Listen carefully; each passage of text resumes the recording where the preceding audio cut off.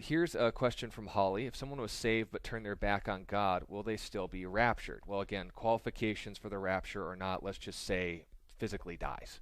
Whether you're before the throne of God because he took you up or you went because your body failed, either way, if the apostate, someone who turns their back on God, specifically someone who turns their back on Jesus, are they saved? Well, John 3:36. He who has the Son has life. He who does not have the Son does not have life, but the wrath of God abides on him.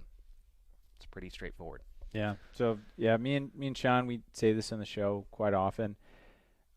There are two schools of thought. There are once saved, always saved Christians, and then there are can you lose your salvation types of Christians. So the once saved, always saved crew would look at that question. They would say, well, if you were really saved, you can't turn your back on God. So if you turn your back on God, that's proof that you were never saved and you're not elect. Well, right? And you need Jesus. Right, and you need to be saved, and so you need to pursue Jesus. The side that says you can lose your salvation would say, like, well, no, you can be saved, and you could also lose your salvation. Now, within that category, you have to ask the question of, like, well, what constitutes losing your salvation? What does it take to lose your salvation? And there are different schools of thought. There are the crazy people who are like, man, if you get angry at somebody and you don't ask for forgiveness, you might go to hell. Like that's the real. You could go like in between salvation and non-salvation like 30 times in a day, right? According to them, in a minute. Right, in a minute. So then there's the more conservative side that would say, no, the only way to lose salvation in God is to openly reject him. Is to say, I do not want God in my life. You reject him, you deny him altogether. That would constitute a loss of salvation.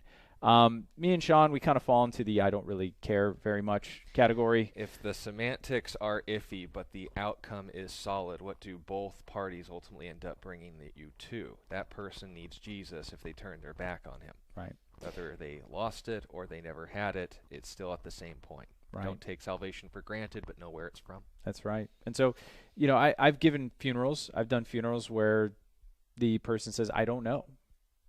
They had a relationship with God. They turned away in the last couple of years. I have no idea. And in the memorial, I'll say that we don't know.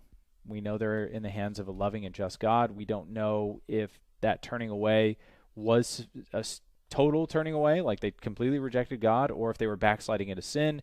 We also don't know what happened in the last moments of their life. We just don't know. But we trust the justice of God, and that's where it stands or falls. So if you have a friend that is turning away from God, the motivation in your heart should be, I want to encourage them to not do that. I want to do everything I can to prevent them from doing that. But ultimately, it's their decision, and they're going to have to live with whatever decision that they make.